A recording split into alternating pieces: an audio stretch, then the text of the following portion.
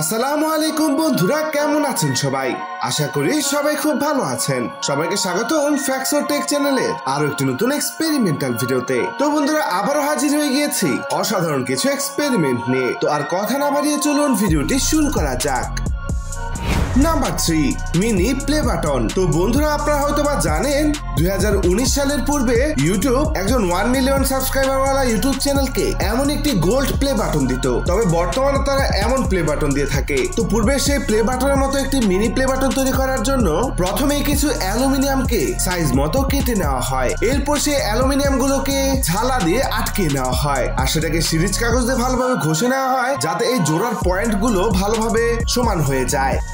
এরপর একটি প্লাস্টিকের টেম্পার্ড গ্লাস নেওয়া হয়, যেটাকে সাইজ মতো কেটে এই অ্যালুমিনিয়ামের ফ্রেমের মাঝখানে এভাবে বসিয়ে দেওয়া হয়। আবার কিছু অ্যালুমিনিয়াম এর মধ্যে দিয়ে দেওয়া হয় যাতে গ্লাসটি না নড়ে। এরপর একটি অ্যালুমিনিয়ামের শীট নেওয়া হয়, যেটাকে সাইজ মতো কেটে নেওয়া হয়, আর এরপরে ড্রিল মেশিনের মাধ্যমে এই অ্যালুমিনিয়ামের শীটটাকে বিভিন্ন জায়গায় ছিদ্র করে নেওয়া হয়। এরপর সেই অ্যালুমিনিয়ামের শীটের এক পাশে একটি স্টিকার লাগিয়ে দেওয়া হয়, আর এরপরে একটি কাঠ নেওয়া হয়, যে কাঠকে এই পুরোনো আমলের প্লে বাটনের মতো প্লে বাটনের আকারে কেটে নেওয়া হয়। তবে বন্ধুরা, এই প্লে বাটনটি তৈরি করার জন্য এই কাঠের প্লে বাটনটি এই ফ্রেমের ভিতরে বসানো হবে না। তো কি বসানো হবে সেটা তো আপনারা এখনই জানতে পারবেন। তো তার জন্য এমনই একটি মোল্ড সেটআপ নেওয়া হয়, যার ভেতরে স্পেশাল এই সয়েল গুলোকে এর ভিতরে সুন্দরভাবে ভরে নেওয়া হয়। এরপরে সেই কাঠের টুকরোটাকে এর মধ্যে দিয়ে এমন একটি সাজ তৈরি করে নেওয়া হয়। এরপর যে নিচের পার্টটি ছিল সেটার মধ্যে দুটো ছিদ্র করা হয়, যার মধ্যে মেটাল গরম করে ঢালা হবে। এরপরে সবাইকে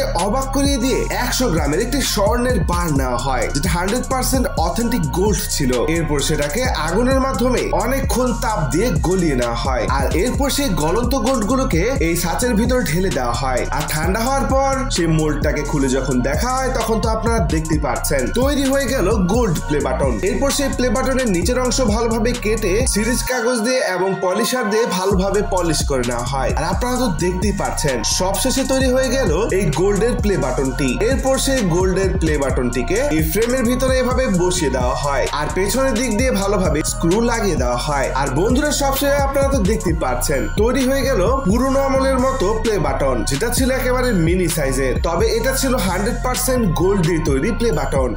number 2, lava lamp breaking challenge.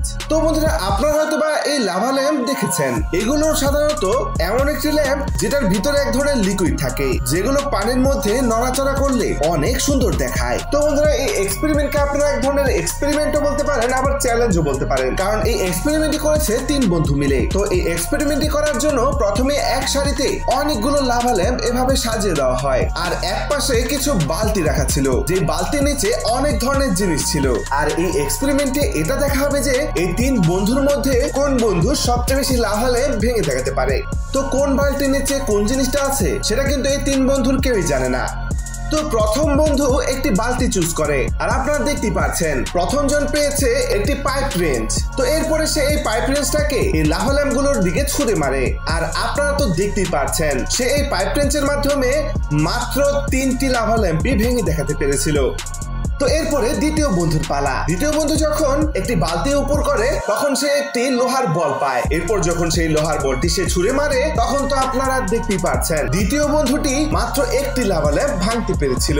এরপরে তৃতীয় বন্ধুর পালা। এরপর তৃতীয় বন্ধু যখন বালতিটি উঁচা করে, তখন এর ভিতরে পায় একটি কোকা কোলা। এরপর যখন সেই বন্ধুটি কোকা কোলাকে এই লাভা ল্যাম্প গুলোর দিকে ছুঁড়ে মারে, তখন তার নিশানাটা একেবারে বাজে ছিল। এই কোকা কোলার ক্যানটি একটা লাভা ল্যাম্পকেও ভাঙতে পারে না, বরং অন্য সাইড দিয়ে চলে যায়, যার ফলে তার পয়েন্ট হয় 0। এরপরে আবার প্রথম বন্ধু আরেকটি বালতি উঁচা করে, আর সে পায় একটি কাচের বোতল। কিন্তু তৃতীয় বন্ধুর মতো এবারও তার নিশানা একবার ঠিকঠাক মতো হয়নি, যার ফলে সে একটি লাভা ল্যাম্প ভাঙতে পারে না। এরপরে দ্বিতীয় বন্ধু আরেকটি বালতি উঁচা করে এবং সে পায় একটি লোহার শিকল। এরপর যখন সে শিকলটি ছুঁড়ে মারে, তখন তো আপনারা দেখতেই পাচ্ছেন তার নিশানাটা এতটাই বাজে ছিল যে সে একটি লাভা ল্যাম্পও ভাঙতে পারেনি, যেটা একেবারে খুবই লজ্জাজনক ছিল।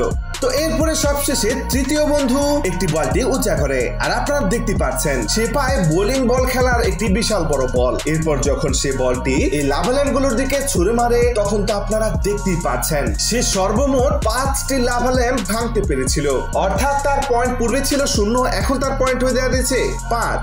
তো বন্ধুরা আপনারা তো শেষমেশ দেখতেই পারলেন এই 3 বন্ধুর মধ্যে তৃতীয় নাম্বার বন্ধুটি শেষমেশে একেবারে বাজিমাত করে দিয়েছে। নাম্বার 3, 1000 ডিগ্রি ওয়ার মেটাল বল ভার্সেস জেলি।